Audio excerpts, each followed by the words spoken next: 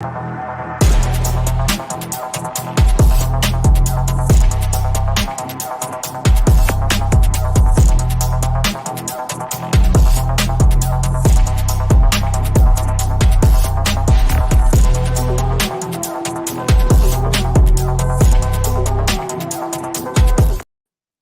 welcome. You might remember a few days ago that I played a audio clip from a radio interview that Joe Biden did, saying that he was the first black woman president and was reportedly scripted, actually. So he was actually reading from a script. I mean, everything he does is from a script. He can't come up with a thought on his own. This was according to Daily Mail. Now, were they planning for Kamala to already be running in the election is the big question here. Don't you think it's odd that was in the script is what he read? The first black woman vice president. Strange, right? Did they get the notes, the sheets mixed up? Who knows? Anyway, there's been a lot of talk about whether Joe Biden will be running or not. Well, Biden said on MSNBC's Morning Joe that he would call the elites to challenge him at the DNC, calling on them to basically challenge him to drop out of the presidential race. Now, he continued and he said this quote, "The American public is not going to move away from me as an average voter. Again, I'm here for two reasons, pal. One, to rebuild the economy for hardworking middle-class people, to give everybody a straight shot. Everybody gets a fair chance, number one. Number two, remember about all this talk about how I don't have the black support. Give me a break. Come with me. Watch. I'm getting frustrated by the elites, not you guys. The elites in the party. Oh, they know so much more. Any of these guys that don't think I should run against me, announce for president, challenge me at the convention." So I think it's funny how he said he's going to help the middle class. Finally, you've been destroying the middle class. There really is no middle class anymore. Now it's elites and us poor people. That's pretty much what it's boiled down to. He's single-handedly destroyed the middle class. But don't worry.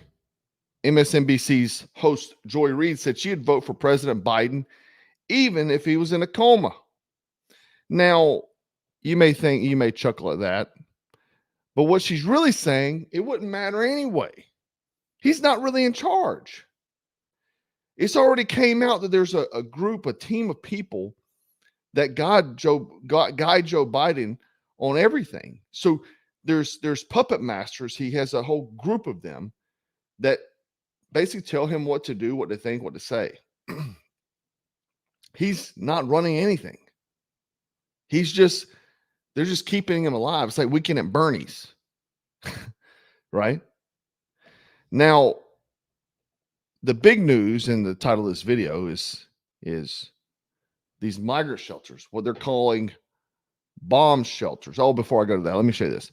Time to go, Joe. You see, I mean, they're wanting this dude out. They're wanting him out. But these migrant shelters that are popping up all over the country, and I'm going to pull it up here. Here we go. Bomb shelters. Now, why they're calling them bomb shelters is because they're saying they're bombing cities. And especially New York City's poor zip codes are forced to bear the brunt of the migrant crisis. This comes from confidential documents that have been revealed. And basically, what people are saying is the city dropped a bomb on us. Other communities are also signed with shelters, including Jamaica, Queens, and parts of Midtown Manhattan. Now, the post reveals that there's 193 migrant shelters, right? New York's poorest zip codes forced to bear the brunt of migrant crisis. So, not only that, New York City hotels have been converted into migrant shelters. And we know that. But it's set to rake in $1 billion in taxpayer funds. This is also coming from actual documents. So these hotels are going to make $1 billion in taxpayer money from turning their buildings into migrant shelters. This is, to me, I mean, I know it's not the same thing, but this is really reminiscent to me of the pandemic. Wouldn't you agree? This is very, very similar. Now, hotels are going to get rich off this. They're taking taxpayer money. You're paying out of your behind in inflation. Now, of the 193 migrant shelters being used by the city to house 65,000 plus migrants, nearly 80% are hotels, motels, or inns, according to an internal document obtained by the Post. Now, this is not even including the encampments they built. Like, they've got these folks that came here and put them in you got anywhere from luxury hotels down to third world country conditions. Now, New York City is spending on the average $160 per hotel room to house migrants. Although some are paying up to, most of the time on average, that is $300 per night per room since 2022. So just do the math on that and see how much taxpayer money's going to this. So just for shelter alone, the average taxpayer is paying $352 per day per household. So this is going all across the country, though. This is not just New York. The good thing about this is these documents were revealed in New York. So, but it's happening in many places and maybe even in your town or city. And they're trying to keep it under wraps. Now, Tucker Carlson had an interview with Douglas McGregor, and this is what he had to say. He said American citizens get $1,400 per month on Social Security if they're lucky, but they're handing out to asylum seekers $2,200 a month. A person who works all his life then tries to draw Social Security can expect a monthly payment of $1,400 if they're lucky. And we hand out to every alleged asylum seeker, illegal immigrant pouring into the border, we hand them $2,200 a month, and we put them on that $2,200 diet from there on out per month. Yet somebody who works all his life only gets $1,400. That's what he said on Tucker Carlson. So they're getting $2,200 per month. They're getting $352 per day in housing and shelter, not to mention cell phones and health insurance. So the average migrant that comes here is getting about $10,000 a month in all the other accoutrements, along with food and shelter. And you look at the average American, they don't have that at the end of the month. Not the average American.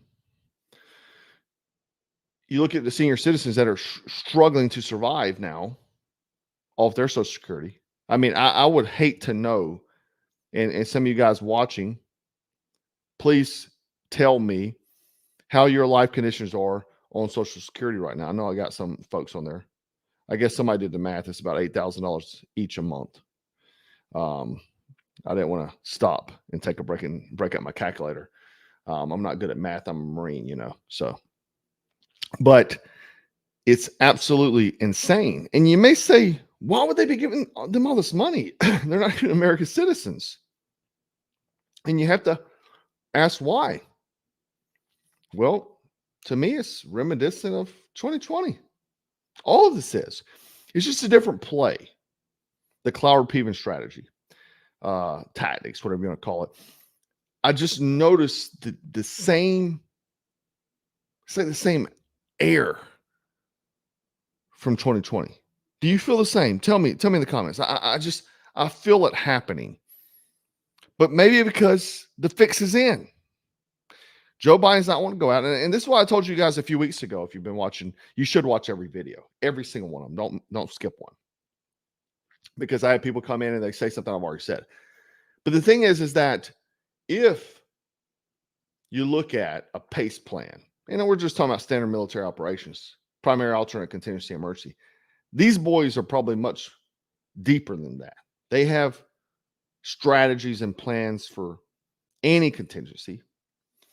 And if you look at, okay, well, we can get Joe Biden out. We move Kamala in. We move Michelle Obama in. We move Gavin Newsom in, whoever. But now Joe's not going. So now we have to come out with another strategy. Have to remove Trump. We have to, obviously do some other things. Well, the biggest thing they did was today was Joe Biden administration came out against the SAVE Act. This is a bill to ensure that illegal aliens can't vote. The quote-unquote president of the United States just said that he would veto a bill to prevent non-citizens from voting. Now, you look here, the administration strongly opposes H.R. 8281, the Safeguard American Voter Eligibility Act. It says it's already illegal for non-citizens to vote. Is it? Is it? Because I'm gonna dig into that in a second too. It's saying it's been easily disproven falsehoods. Okay, is it? No, it's not. See, they think because they say something that they make it true. Just because you tell these lies, and most of these sheep listen to this and believe it, but it's not true. See, the evidence is clear that the current laws to prevent non-citizen voting is working as intended. It's rare for a non-citizen to break the law by voting in federal elections. The president has been clear he will continue fighting to protect Americans' sacred right to vote, free and fair, secure elections, including by calling on Congress to pass the John R. Lewis Voting Rights Advancement Act and Freedom to Vote Act, which is Marxist wokeism stuff. If House Republicans really want to do something about securing our border and fixing our broken immigration system, they should vote on the border deal that the president negotiated with a bipartisan group of senators. Now, that deal was sending more money to Ukraine than our freaking southern border. It said this will provide immigration officials the resources they need to do their jobs in the toughest, fastest set of reforms to secure the border. No, what it was doing is this. It did a few things. One, it gave more money to Israel and Ukraine than our southern border, but it also had that they would hire more essentially auditors to audit and help move immigrants into the country. So it was basically a way to get more voters in the country quicker. Now, the SAVE Act would require documentary proof that you're a U.S. citizen to vote in American elections. Now, this comes right after the last 3 years that he's flooded the country with millions of illegals. I think we're up to 20 million now. I think that's the guesstimate, probably much higher than that. And again, oh yeah, vote on that bill because we want more money in Ukraine. It's crazy. John, thanks, brother.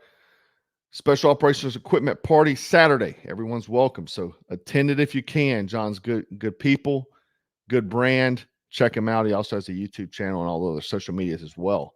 Good friend of mine. Good man. And so now we're flooding the country with migrants, and they're saying they can't vote. Oh, DC targeted with harassing messages for allowing non-citizens to vote in the primary. The city allows non-citizens to vote only in local elections, but Republicans have made it a central issue. Of course. Oh, we don't allow. You're just saying you do. You actually do. Right? Look back to this. NYC hotels that converted into migrant shelters set to rake in $1 billion of taxpayer money. How much money did you give the government this year? Great question. Great question. A lot of it, right? Now, also want you to look at this. So just because of the talk that I'm talking now, the content of this video, if you look at the National Counterterrorism Security Force, a threat from extreme right-wing terrorism. Really? So it says, what is extreme right-wing terrorism? Extreme right-wing terrorism describes those involved in extreme right-wing activity who use violence in furtherance of their ideology. Those engaged in that activity do not represent a cohesive body, rather a fragmented movement made up of groups and individuals with a range of ideologies. They can be characterized as follows. Cultural nationalism is a belief that Western culture is under the threat from mass migration into Europe and the US and a lack of integration by certain ethnic and cultural groups. The ideology tends to focus on the rejection of cultural practices such as wearing of the burqa or the perceived rise in use of Sharia law in the UK. This has been closely associated with anti-Islam groups. So they're trying to say those specific incidences, but we're not even mentioning that. What we're talking about is flooding the country with migrants who are spending billions of dollars of taxpayer money, who are being allowed to vote in certain places. But basically what that said was that terrorism equals politics we don't like. So because this regime doesn't like it, that means you're a terrorist. Never in the history of civilization has a nation declined economically, politically, socially. Look at the divide we have in the country. Militarily, look at our military. They're more worried about who sleeps with who than our fighting abilities, morally and globally, in such a short span of time as the United States. If you look at all the different civilizations throughout history, the U.S. has declined so rapidly in all these areas, which these are very serious things. If you look at in history, these are the things that keep civilizations alive. Biden taking office has dialed all that back, destroyed it. And however, what really makes the collapse unique is that it was done intentionally from within and with little opposition. And I would say mainly because of social media and mainstream media. Psyops, propaganda, and people believed it. People became vile over what CNN said, over what the leftists said. Everybody was putting black squares. They were getting mad at you for not having a mask on. Your job may have fired you for not taking the hokey pokey. You look at all these things and you see people all the time that say, and oh, this is clickbait or this and that. The thing is that when I talk about these people, I saw a comment the other day that said, oh, you shouldn't even bring attention to these people. You shouldn't let it bother you. The haters don't bother me because if you knew me on a personal level, I don't care if the entire world hates me. I really don't. Anybody who knows me, I could care less about making anyone like me. I do not care. It's probably why I'm not that good of a YouTuber or social media influencer, whatever you want to say, because I don't care about people liking me. It's not on my top priority. It's not even a priority to me. I don't care. I'd be fine if everybody hated me. The reason why I say these things is because a lot of times these are conservatives. These are people that are supposed to be on the same team. And the fact of the matter is that if you look at what's happened to our country and the decline, it's because people that supposedly have our own the same ideologies as you and I, they get triggered by things that don't matter, things that are insignificant, and they let them bother them to the point that they don't want to continue in the movement. Or folks that put their neck on the line and try to do what's right and try to use their voice to fight, they attack those people. That's why I bring this up. It's because I'm showing why we are losing the war. A lot of people talk about a revolution. It's that I have not seen any Democrat that they've taken over the country. You have to admit they have. They've taken it over. I haven't seen them pick up a rifle. They haven't done it. All these people saying, oh, we're going to do this, we're going to do that. They've never done it. The reason why is because they don't attack each other for stupid things. They don't. I really only see conservatives do that. And if you want to know why we're in the situation we're in, it's probably because that. A lot of people let things trigger them that don't matter. Maybe they're insecure. I don't know. I don't know what the answer is. But I had a long talk with my buddy today, Mark over Center Line System. We talked about these same things. And it's like you can't even get people on the same page. But what can you do? What can you do? Hunter Biden is laptop. He's caught with drugs. The left aren't trashing him, right? They're not. But conservatives will attack each other over wearing sunglasses in a video. And I'm just using that as an example. But I've seen it over just stupid things. Oh, he has a Ferrari, whatever it is. It's just dumb. And John, I know he's on here. John did a video about this, man. What, 10 years ago, John? John said that had this statement. They said the guy that will hate you the most or something like that has the same stickers on his truck that you do. And that's where we are. Mike, you thanks. Alan P, thanks. Thanks, brother. Illegals are getting pulled over and only documentation they have are voter cards. Is that right? It's probably true. It's probably true. But I wouldn't doubt it. I wouldn't doubt it, because what they're doing is they're tossing their documents at the border. I don't know if you've seen that. I've seen tons of videos that they're like laughing while they're videoing and then tossing their documents. So we'll see what happens. It's the play. We knew this was the play. Elon Musk said it. I mean, the biggest thing it can't even do is change the electoral votes for the populace in that area. So if you move them like Abbott did and Florida governor did, he moved them to Democrat cities or other cities, then you just help that electoral vote go up because the populations grew in that area. So it'll never have a chance of flipping back.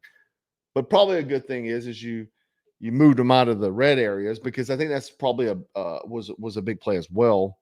I actually talked about this maybe 2 years ago, that they were trying to build some apartments, government apartments, federally funded in these red areas, and they were going to, I assumed then, house migrants. That's actually I think 2020, before Trump was still in office. And so they were going to flip red counties, small little pockets, to flip the states. Travis says, if the government represents the people, then we need to convince the people otherwise. Yeah, absolutely. Anyway, guys, thanks so much for hanging out with me. I do appreciate you. Make sure you like, share, comment. Let me know about this. Any folks in New York or any of these areas, these hot spots, please leave in the comments what you're seeing. Even if you're in a small town, let me know what you're seeing in the comments as far as this goes. Are you having an influx in your area? Anyway, guys, we're going to stay frosty, stay strapped, and always stay dangerous. Take